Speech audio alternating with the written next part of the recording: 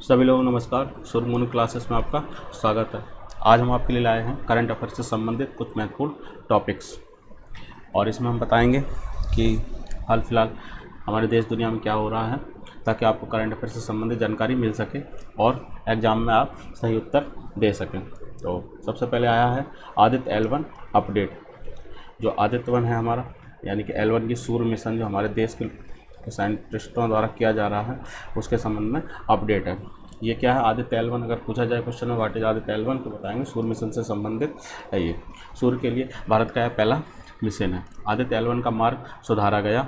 इस काम के लिए ट्रैजेक्टरी जो इसमें है कि सूर्य मिशन तो काफ़ी दिन पहले लॉन्च कर दिया गया है, लेकिन उसकी ट्रैजेक्टरी मतलब जहाँ पहुँचाना था उस पाथ से थोड़ा हट रहा था, तो उस पर सुधार किया गया है। और इस काम के लिए इन्हें क्या किया, ट्रैजेक्टरी करेक्शन मनूवर, पूरा नाम TCM शॉर्ट में अंजाम दिया गया है। मतलब इस कार्य को किया गया है इसके साथ ट्रैजेक्टरी करेक्शन मनूवर। मतलब मान लो जो ट्रैजेक्टरी से अगर थोड़ा सा बाहर से जा रहा था तो इसको अंदर किया गया है या बाहर किया गया, जो भी उन्हें सही लगा। तो ट्रैजेक्टरी करेक्शन मनूवर TCM अंजाम दिया गया। यह काम इसरो कर रही है और ये आदित्य L1 है। इस पर कौन काम कर रहा है? इसरो, जो हमारे देश की स्पेस एजेंसी है जिसका नाम इसरो है। इसरो का मतलब है इंडियन स्पेस रिसर्च ऑर्गेनाइजेशन। दिनांक 6 अक्टूबर को पाथ 16 सेकंड के लिए सुधारा गया था। 6 अक्टूबर, आज 9 अक्टूबर है, मतलब 3 दिन पहले करीब 6 अक्टूबर को पाथ 16 सेकंड के लिए सुधारा गया था। पाथ कुछ इसका गड़बड़ हो रहा था। आगे बताते हैं इसी में। यह पूरी तरह से सफल रहा। जो ये काम किया गया है ये पूरी तरह से सफल रहा है। इसरो के मुताबिक TCM करना जरूरी था। TCM यानी कि ट्रैजेक्टरी करेक्शन मनूवर। TCM करना जरूरी था क्योंकि आदित्य सूर्य की ओर अपने निर्धारित बिंदु लग्रांज पॉइंट, जो लग्रांज पॉइंट जिस पर भेजा जा रहा है की ओर बढ़ता रहे। इस पॉइंट पर जाए। यहाँ तो काफ़ी दूरी तय करनी है। अगर जरा सी भी डायरेक्शन इधर उधर हुई तो पता चले पहुँचना चाहते थे यहाँ, पहुँच गया यहाँ। तो हर समय इसको मॉनिटर करना है और वो इसरो के जो साइंटिस्ट हैं वो हर समय मॉनिटर भी कर रहे हैं। ज़रा सा भी अगर उसमें करेक्शन की ज़रूरत समझ में आती है तो ये लोग उसे करेक्ट करते हैं। इसरो ने कहा जल्द ही मैग्नोमीटर, जिसमें मैग्नोमीटर है, शुरू किया जाएगा। जो ये डिवाइस लगी है मैग्नोमीटर, इसका काम वायु से पैदा हुए चुंबकीय क्षेत्र का अध्ययन करना है। क्या काम है इसका? जो वायु है उससे जो चुंबकीय क्षेत्र पैदा हो रहा है उसको अध्ययन करना है। इसरो 2024 से 2028 तक काम करने के लिए बनाया गया है। किसको? जो आदित्य L1 है इसको क्या है 5 साल के लिए 2024 से 2028 करीब 4 ईयर्स तक ये कार्य करता रहेगा। इस तरह से बनाया गया है। आगे देखते हैं इसी में। जनवरी के पहले सप्ताह में पहुंचेगा। संभावित जो समय है आदित्य L1 का, कहाँ पर? सूर्य पर नहीं, सूर्य से पहले एक पॉइंट है जैसे L1 नाम दिया गया है, हिंदी में लग्रांज बिंदु या लग्रांज पॉइंट, वहाँ पर डाला। सूर्य से बहुत पहले ये पॉइंट है तो वहाँ पर ये भेजा जा रहा और जनवरी के पहले सप्ताह में पहुँचेगा। ये लग्रांज बिंदु जो है यह वह पॉइंट है जहाँ पर पृथ्वी और मान लो यहाँ से सन है, तो इनके क्या है ना जो अंदर खींचते हैं। आपको पता होगा कि जो बड़े बड़े पिंड हमारे अंतरिक्ष में या ग्रह हैं वो आपस में एक दूसरे को क्या करते हैं, अट्रैक्ट करते हैं। और उन पर फिजिक्स में आपने पढ़ा होगा F=G m1m2/r² करके इस तरह एक फार्मूला लगता है। मतलब दोनों एक दूसरे को क्या करते हैं, खींचते हैं एक दूसरे को। इस वजह से क्या है, आपस में बंधे हुए हैं। अगर ये रिपेल करने लगे तो ये बहुत दूर दूर चले जाएंगे। तो ये पॉइंट वो होता है जहाँ पर ना पृथ्वी इसको खींच पाएगी और ना सूर्य इसको खींच पाएगा। तो ये इस जहाँ पर मतलब दोनों का जो ग्रेविटेशनल फोर्स है वो वर्क करना बंद कर देगा। ये वो पॉइंट है लग्रांज पॉइंट। उम्मीद है आप तक समझ में आ गया होगा ये बात। यह पृथ्वी से 15 लाख दूर सूर्य की ओर स्थित लग्रांज बिंदु L1 पर स्थापित होगा। यहाँ पर L1 ये पॉइंट है। आने वाली 5 साल तक हेलो कक्षा में परिक्रमा करेगा। और जो ये आदित्य L1 है ये कौन सी कक्षा में परिक्रमा करेगा? हेलो कक्षा में। याद रखना, हम अपने एक दूसरे अपने फ्रेंडों से क्या बोलते हैं, हाय हेलो, तो उसी से याद रखना थोड़ा सा। हेलो कक्षा में पूछा जा सकता है कि आदित्य L1 किस कक्षा में स्थापित किया गया, तो आंसर होगा हेलो कक्षा में। इसरो 2 सितंबर को पृथ्वी की कक्षा से प्रक्षेपित किया गया था। कब इसे प्रक्षेपित किया गया था? 2 सितंबर को जो पृथ्वी की कक्षा थी उससे प्रक्षेपित किया गया था। इसमें 6 उपकरण लगाए गए हैं जो सूर्य और उसकी सतह, कोरोना, तापमान और सौर वायु व उत्सर्जन और तूफान के अध्ययन में मदद करेंगे। कुल 6 उपकरण लगे हैं जो इस पर रिसर्च करेंगे या इससे जानकारी जुटाएंगे। अब अंतरिक्ष मिशन से ही संबंधित हमारा दूसरा मिशन और है, भारत जो देने वाला है, उसे बोलेंगे गगनयान मिशन। ठीक है, इस मिशन के तहत क्या करने जा रहा है भारत, बताते हैं। ये भी भारत के द्वारा किया जा रहा है, इसरो कर रही है, Indian space research organisation, Hindi में भारतीय अंतरिक्ष अनुसंधान। अब अंतरिक्ष में मानव भेजने के अपने मिशन पर जुट गया, इसे गगनयान मिशन नाम दिया गया। भारत क्या कर रहा है, मानव भेजना चाह रहा है, कहाँ पर, स्पेस में। ठीक है, और इसी काम को करने के लिए क्या नाम दिया है, गगनयान मिशन। चंद्रयान 3 के परियोजना निदेशक पी वीरा मुथु वैल ये हैं परियोजना निदेशक, जो चंद्रयान 3 है के निदेशक हैं, परियोजना निदेशक ने बताया कि इसका रोड मैप बना लिया गया। मतलब किस तरह से क्या कार्रवाई की जाएगी, क्या प्लानिंग है। मतलब रोड मैप का मतलब क्या होता है कि किसी काम को करने की पूरा ढांचा तैयार कर लेना या विकसित कर लेना, बस वही रोड मैप होता है। इनके मुताबिक चंद्रमा पर सॉफ्ट लैंडिंग करना एक खास तकनीक है, जिसको हासिल कर भारत दुनिया का चौथा देश बन गया है। इन्होंने ये भी कहा है कि जो किसी भी चंद्रमा पर लैंड करना, सॉफ्ट लैंडिंग, जैसे ये चंद्रमा है मून की सतह और इस पर सैटेलाइट ही तो लॉन्च करा है, सॉरी इस तरह से सैटेलाइट है जो इसको नीचे उतारा गया था धीरे धीरे, प्रोपेलर और वो मतलब इस तरह से एडजस्ट करते हैं कि मतलब ये नीचे गिर रहा है, अब यहाँ से मतलब इसके रिपल्सन में फोर्स लगाते हैं, अब ये थोड़ा सा स्लो होता है, मतलब कुछ इस तरह का डिज़ाइन रहता है। तो ऐसे धीरे धीरे इसको सॉफ्ट लैंडिंग कराते हैं। जैसे प्लेन उतरता है, कैसे उतरता है, पहले रनवे पर काफ़ी देर दौड़ता रहता है, फिर ब्रेक लगाते हैं, उसमें पहिए यूज होते हैं। लेकिन इसमें क्या है, पहिए नहीं यूज होते, इसे डायरेक्ट उतारना होता है। जैसे हेलीकॉप्टर को उतारते हैं, आपने देखा पृथ्वी पर लाएंगे और स्लो करते जाएंगे पंखे को और वो धीरे रखता जाएगा। अब एकदम अगर ऊपर से गिर पड़ेगा, टूट नहीं जाएगा, तो वो चीज़ है सॉफ्ट लैंडिंग, इसे बोलते हैं। अब इस यहाँ पे थोड़ा और एडवांस टेक्नोलॉजी यूज की जाती है कि ताकि लॉन्च इस पर लैंड हो सके, जिसको हासिल कर भारत दुनिया का चौथा देश बना हुआ है। अब केवल मानव को अंतरिक्ष में भेजना बाकी रह गया है। जो हाल फिलहाल भारत ने क्या नहीं किया है कि मानव को अंतरिक्ष में नहीं भेजा है, तो उसको भी भेजने का प्रयास किया जा रहा है, इसी को गगनयान मिशन नाम दिया गया है। जल्द ही गगनयान मिशन के लिए मानव रहित उड़ान परीक्षण शुरू किए जाएंगे। ठीक है, अब गगनयान मिशन के लिए क्या कर रहे हैं, पहले ट्रायल करेंगे, मतलब मानव रहित उड़ान करेंगे। ठीक है, एक आध दो उसमें मतलब इस तरह से करेंगे कि मानव नहीं होंगे, लेकिन ट्रायल करेंगे इस चीज़ का एक आध बार, फिर उसके बाद जब कंफर्म हो जाएंगे हाँ मानव को उतार देंगे, फिर उसमें मानव भेजेंगे। TBD-1 ये नाम दी गई है, TBD-1 test vehicle abort mission 1 की तैयारियां पूरी हो चुकी हैं। इसमें मानव वगैरह भेजे जाएंगे, उसके लिए तैयारियां उन्होंने पूरी कर ली हैं। उन्होंने जो परियोजना निदेशक हैं उन्होंने ऐसा बताया। TBD-1 के जरिए मिशन के दौरान त्रुटि नजर आने पर यात्रियों को बचाकर निकालने की प्रणाली को परखा जाएगा। जो ये TBD-1 प्रोसेस है, इसमें ये क्या करेंगे कि मान लो कोई बात बिगड़ गई तो यात्रियों को निकालने के लिए सुरक्षित बाहर, तो इस त्रुटियों पर नज़र रखेंगे TBD-1 के जरिए। साइंटिस्टों ने अपने अपने नाम दे रखे हैं, जो भी दे। अब आगे अगली खबर है चीन सीमा से संबंधित। चीन सीमा में भारत है हमारा अपना देश इंडिया, और इधर मान लो इंडिया है और इधर मान लो चाइना है, ये दो देश हैं। तो इनके चीन सीमा से संबंधित है ये मामला। क्या है, भारत की प्रादेशिक सेना, जो भारत की प्रादेशिक सेना है, जैसे टेरिटोरियल आर्मी भी कहा जाता है, ने मंदारिन भाषा के विशेषज्ञों के एक समूह की भर्ती की है। मंदारिन भाषा, अब ऐसा है बॉर्डर पर क्या है, इंडिया जहाँ हम लोग तो हिंदीवादी हिंदी बोलते हैं ज़्यादातर, या और भी जो जिस तरह के मान लो जो तेलंगाना से आए हैं वो तेलुगु वगैरह, या जो साउथ के हैं उनकी अलग भाषा है, असमी बोलते हैं कुछ लोग, ओड़म बोलते हैं, इस तरह से अलग अलग भाषाएं हैं। अब चाइना में क्या है, पूरे चाइना में मंदारिन भाषा चलती है। अब पता चले कि बॉर्डर एरिया पर यहाँ पर आपस में बात ही नहीं कर पा रहे हैं, या मान लो कोई प्रोसेस है किसी गलतफहमी में, पता चले यहाँ पर अच्छा खासा विवाद हो गया।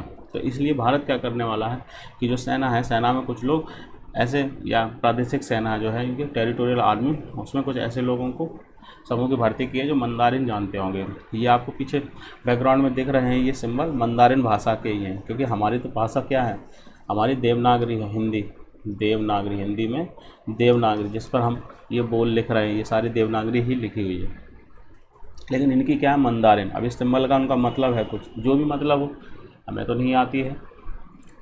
तो अब मंदारिन भाषा, इनकी जो भाषा है इसे क्या नाम दिया गया, मंदारिन। ये देवनागरी ऊपर ये लिखी हुई है, भारत लिखा है, ये देवनागरी में लिखा है, और ये जो है ये हल्का सा ब्लर और मतलब हल्का हो रहा है, इसे मंदारिन भाषा के शब्द हैं ये। इस तरह की जो भाषा है चीन की भाषा क्या मंदार, ठीक है। तो वहाँ पर प्रादेशिक सेना में विशेष मंदारिन भाषा के एक समूह की भर्ती की जा रही है जो मंदारिन जानेगा। भारत में इन्हें अग्रिम मोर्चों पर तैनात किया गया है। इसका मकसद चीन सीमा पर तैनात चीनी सैनिकों से भारतीय सैनिकों के द्वारा सही से बातचीत की जा सके, साथ ही भारतीय सैनिकों की भाषाई क्षमता को बढ़ाना है। और इससे क्या होगा कि भारत की जो सैनिक है उनकी भाषाई क्षमता भी बढ़ सकेगी, कई लोग भाषाएं जानने लगेंगे तो आपस में चीन से बात करना सहज होगा। आगे देखते हैं, वायुसेना से संबंधित यह खबर है, अब बताते हैं। इस बार वायुसेना की रविवार को 91वीं वर्षगांठ मनाई गई। याद रखें 91वीं, ठीक है, याद करना आसान है, 100 में 9 कम, तो 91वीं वर्षगांठ मनाई गई। रविवार को वायुसेना का झंडा बदला गया। जो वायुसेना का पहले झंडा था उसको बदला गया है। यह बदलाव 72 वर्ष बाद किया गया, यानी कि 72 ईयर्स बाद इस काम को किया गया। इससे पहले जो झंडा था वही चलता रहा। वायुसेना अध्यक्ष, जो वायुसेना के अध्यक्ष हैं जिन्हें हम लोग चीफ एयर मार्शल कहते हैं, कौन है? BR चौधरी द्वारा परेड के दौरान झंडा बदलने के साथ वायु योद्धाओं को शपथ भी दिलाई गई। जो वायु योद्धा हैं मतलब इनके फाइटर पायलट हैं या ये सब लोग हैं, तो इनको शपथ भी दिलाएंगे। यह मध्य वायु कमान के संग्रहालय में सुरक्षित रखा जाएगा। जो अब झंडा हटा दिया गया है उसको मध्य वायु कमान है उसके संग्रहालय यानी कि म्यूजियम में रख दिया जाएगा सुरक्षित तौर पर। आगे बढ़ते हैं। इससे पहले भारतीय नौसेना के झंडे में बदलाव किया जा चुका है। इससे पहले भी भारतीय नौसेना के जो झंडे हैं उसमें बदलाव किया गया था। कब किया गया था? देश के स्वतंत्र होने के पश्चात वर्ष 1951 में वायुसेना का ध्वज बनाया गया था जो नीले रंग का है। कौन सा क्या गया ध्वज बनाया गया था? जो नीले रंग का है, वायुसेना का ध्वज वर्ष 1951 में बनाया गया था जब हमारा देश आज़ाद हुआ था। इसमें ऊपर बाएं कोने पर तिरंगा है। जो इससे पहले था इसमें क्या ऊपर बाएं कोने पर तिरंगा है, जबकि दाएं कोने पर नीचे वायुसेना गोल निशान है, वायुसेना का गोल निशान है। इस बार गोल आकृति को हटाया गया है जो अंग्रेज के दौर में थी। संशोधन क्या किया है कि इसमें क्या है, गोल आकृति को हटाया गया है। जो वायुसेना का झंडा था उसमें जो गोल आकृति थी उसको हटा दिया गया जो अंग्रेज़ों के दौर की थी। ऐसा वायुसेना जो है मतलब सेना है या उनके जो बड़े बड़े अधिकारी उनका कहना है, इसलिए इनको हटा दिया गया है। तो वो कहीं ना कहीं अंग्रेज़ों की याद दिलाता था, इसलिए इसे हटा दिया गया। इसे हटाकर भारत को प्रतिबिंबित करने वाला ध्वज बनाया गया है। तो इसको हटाकर क्या किया है, जो भारत है उसका प्रतिबिंबित भारत का जो ध्वज है उसको लगाया गया है। नए ध्वज में शीर्ष पर राष्ट्रीय प्रतीक अशोक की लाट पर सिंह अंकित है।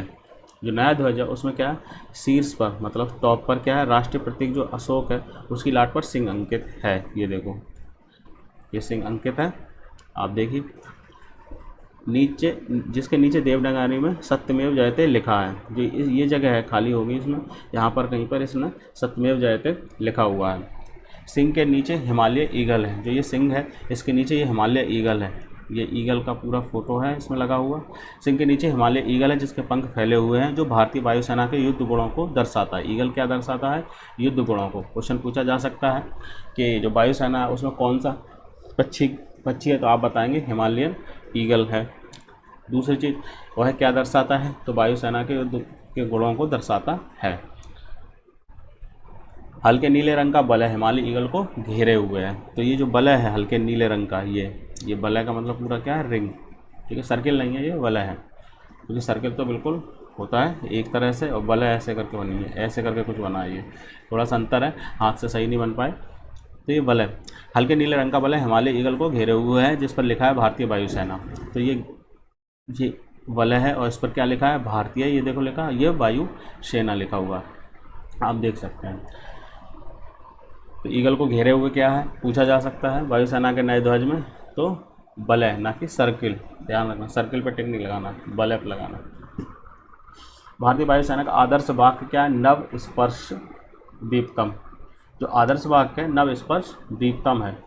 वायुसेना का आदर्श वाक्य पूछा जा सकता है। भारतीय वायुसेना का आदर्श वाक्य क्या है, नव स्पर्श दीप्तम। ये देखो इसी लोगों में ये लिखा है नव स्पर्श दीप्तम। क्वेश्चन बन सकता है करंट में, क्या आप समझ सकते हैं, जो आप समझ ही रहे होंगे। जो हिमालय ईगल के नीचे देवनागरी लिपि में सुनहरे अक्षरों में लिखा है। कैसे लिखा है, सुनहरे अक्षरों में, मतलब गोल्डन कलर में लिखा हुआ सुनहरे अक्षरों में। CDS जो है चीफ ऑफ डिफेंस स्टाफ, कौन है? जनरल अनिल चौहान ने कहा कि आधुनिकीकरण, नवाचार और अंतर्राष्ट्रीय सहयोग से वायुसेना 21वीं सदी की चुनौतियों का सामना करने को तैयार है। इनका कहना है कि जो आधुनिकीकरण हो रहे हैं, नवाचार हो रहा है और अंतर्राष्ट्रीय सहयोग हो रहा है, उसके अनुसार क्या है, 21वीं सदी में हम सारी चुनौतियों को निपटने के लिए तैयार हैं। अब इसी में आपको हम बता दें, ये तो हमारा तिरंगा लगाया गया है, ये वायुसेना का लोगो है, ये पूरा वायुसेना का लोगो है, जिसमें ये देखो यहाँ सत्यमेव जयते लिखा है, मैंने बताया था आपको। इस पर ये अशोक है, अशोक की ये लाट है और जिस पर ये सिंह बने हुए हैं। ये पक्षी है, हिमालयन ईगल है और ये वलय है, भारतीय वायुसेना वलय। बीच में वलय का मतलब ये होता है कि सर्किल तो सिंपल होता है, तो ये वलय, ठीक है। 2 रिंग है ना, एक ये रिंग, एक ये सर्किल, ये सर्किल, और इसके बीच में भारतीय वायुसेना, इसे नाम दिया है वलय ने, ठीक है। और इसका जो आदर्श वाक्य है वो क्या है? नव स्पर्श दीप्तम, ये इसका आदर्श वाक्य। और कैसे लिखा है? गोल्डन अक्षरों में लिखा है। उम्मीद है आपको समझ में आ गया होगा। ये पूरा हमारा देश का झंडा सम्माननीय है, इसका हमें सभी को सम्मान करना भी चाहिए। आगे बढ़ते हैं, इसी में करंट अफेयर से संबंधित ये अलग टॉपिक है, नोबेल पुरस्कार से संबंधित है। इसमें क्या है? नोबेल पुरस्कार मिला है। तो भौतिकी का नोबेल पुरस्कार वर्ष 2023 किसको मिला है, इसके बारे में हम आपको बताते हैं। रॉयल स्वीडिश विज्ञान अकादमी, ये जो है रॉयल स्वीडिश विज्ञान अकादमी ने भौतिकी के क्षेत्र में 2023 का नोबेल पुरस्कार संयुक्त रूप से, संयुक्त का मतलब क्या है? एक साथ, मतलब पुरस्कार एक, और कितने लोगों में मिला है? पियरे अगस्टिनी, फेरेंक क्रॉस, एनी व्हिलियर, ये 3 हैं, इनको देने की घोषणा की है संयुक्त रूप से। मतलब ये फर्स्ट हो गए, ये सेकंड हो गए और ये एनी व्हिलियर थर्ड हो गए। मतलब ये है संयुक्त रूप से मिला है, यानी कि इस प्राइज से संबंधित जो भी मनी या लाभ होंगे वो इन तीनों को दिए जाएंगे। इसका मतलब ये है, मान लो अगर इसमें 1 लाख रुपए मिल रहे हैं तो तीनों में बट जाएगी। तीनों वैज्ञानिकों ने मानवता को परमाणुओं और अणुओं के अंदर इलेक्ट्रॉनों की दुनिया को खोज के लिए नया उपकरण दिया है। तीनों साइंटिस्टों ने क्या किया? मानवता को परमाणु और अणुओं के अंदर जो इलेक्ट्रॉन है उनकी दुनिया, इलेक्ट्रॉनों की दुनिया को खोज के लिए नया उपकरण दिया है। तो मतलब इनको खोज सकने के लिए इन्होंने एक कोई डिवाइस बनाई है। उपकरण का मतलब क्या है? डिवाइस। इन तीनों लोगों ने प्रकाश की बेहद छोटी एटोसेकंड पल्स बनाने का तरीका पेश किया है। मतलब अभी तक क्या है, जो प्रकाश की बेहद छोटी एटोसेकंड, अभी तक हमने टाइम पढ़ा सेकंड, एक नया टर्म आया यहाँ पर एटोसेकंड। एटोसेकंड को बनाने का या नापने का उपकरण इन्होंने पेश कर दिया है। आगे देखते हैं इसमें क्या क्या है।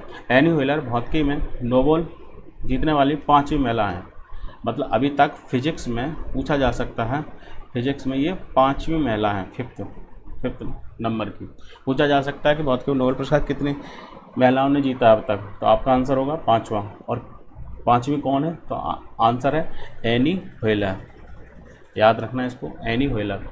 अब तक वर्ष 1901 से 2023 तक भौतिकी के क्षेत्र में कुल 224 वैज्ञानिकों को नोबेल पुरस्कार दिया गया है। ये भी याद रखें, जब से ये पहली बार 1901 मतलब 19वीं सदी जब प्रारंभ हुई थी तब से ये मिलना शुरू हुआ। 1901 से 2023 तक भौतिकी के क्षेत्र में कुल 224 वैज्ञानिकों को नोबेल पुरस्कार दिया गया है फिजिक्स में। मतलब फिजिक्स में कितने नोबेल पुरस्कार अभी तक गए हैं? 224। वर्ष 1903 में, अब सभी को बताया दे रहे हैं किन किन महिलाओं को मिला। वर्ष 1903 में मैडम क्यूरी को मिला। सबसे पहले किसको मिला था? Madam Curie. आप सभी को पता होगा, एम क्यूरी शॉर्ट में सुना भी होगा, तो मैडम क्यूरी को मिला था। वर्ष 1963 में मारिया गोएपर्ट मेयर को मिला था। वर्ष 2018 में डोना स्ट्रिकलैंड को, और वर्ष 2022 में एंड्रिया घेज को नोबेल पुरस्कार दिया गया। कुल मिला के 1, 2, 3, 4 ये, और 5वीं ये हो गई कौन? Any wheeler. इनको नोबेल पुरस्कार भौतिकी में मिला है, क्योंकि नोबेल पुरस्कार कई क्षेत्रों में दिया जाने लगा है। इसलिए ये चीज़ याद रखना ज़रूरी हो गया है कि किस क्षेत्र में पुरस्कार किसको मिला है, कई बार कंफ्यूज हो जाते हैं। अच्छा, आगे इसी में बता दें, जॉन वर्डी को 1956 और 1972 में 2 बार भौतिकी के लिए नोबेल पुरस्कार से नवाजा गया है, 1956 और 1972 में। किसको? जॉन बर्डिन, ये हैं, इनको 2 बार भौतिकी के लिए नोबेल पुरस्कार से नवाजा गया। पूछा जा सकता है कि किसको 2 बार भौतिकी का नोबेल पुरस्कार मिला है, तो आपका आंसर होना चाहिए जॉन बार्डिन को। चंद्रशेखर वेंकट रमन, अब ये देखिए, ऐसा नहीं है हमारे देश के को नहीं मिला, हमारे देश को भी मिला, ये बहुत अच्छी बात। चंद्रशेखर वेंकट रमन एकमात्र भारतीय हैं जिन्हें यह पुरस्कार मिला है फिजिक्स में। इस वर्ष भौतिकी का नोबेल एटो सेकंड पल्स के प्रयोगात्मक तरीके खोजने के कारण दिया गया है। किस लिए दिया गया? जो भौतिकी का नोबेल है किस लिए दिया गया? एटो सेकंड पल्स के प्रयोगात्मक तरीके खोजने के कारण दिया गया है। चंद्रशेखर वेंकट रमन, शॉर्ट में ने सीवी रमन भी बोलते थे, का नोबेल पुरस्कार रमन प्रभाव की खोज करने के कारण दिया गया था, जो एक भारतीय थे। मतलब इन्हीं के नाम पे इसका नाम आपने पढ़ा रमन मैग्सेसे, ठीक है, रमन प्रभाव, इंग्लिश में रमन मैग्सेसे, इसीलिए इन्हें दिया गया था। इन्होंने रमन प्रभाव की खोज की थी, इन्हीं के सम्मान में उसका नाम रख दिया गया रमन प्रभाव। ठीक है, आगे बढ़ते हैं। यह एटो सेकंड क्या है? एटो सेकंड क्या है? सेकंड की सूक्ष्मतम इकाई है।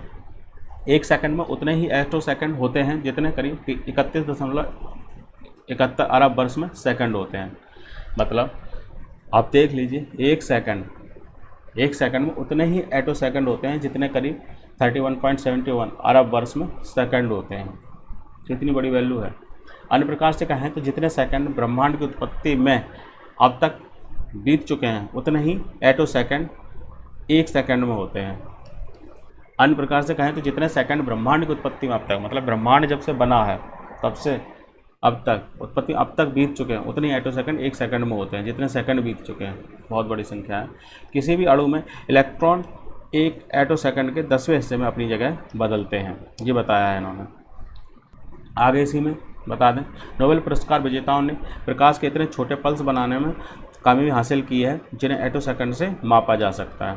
काफ़ी छोटे पल्स बनाने में इन्होंने कामयाबी हासिल किया और उसके लिए कोई टूल्स या उपकरण बना लिया है। ठीक है, इन प्रकाश स्पंदनों, प्रकाश की जो स्पंदन मतलब लाइट पल्स का उपयोग परमाणुओं और अणुओं के अंदर प्रक्रियाओं की छवियां हासिल करने के लिए किया जा सकता है।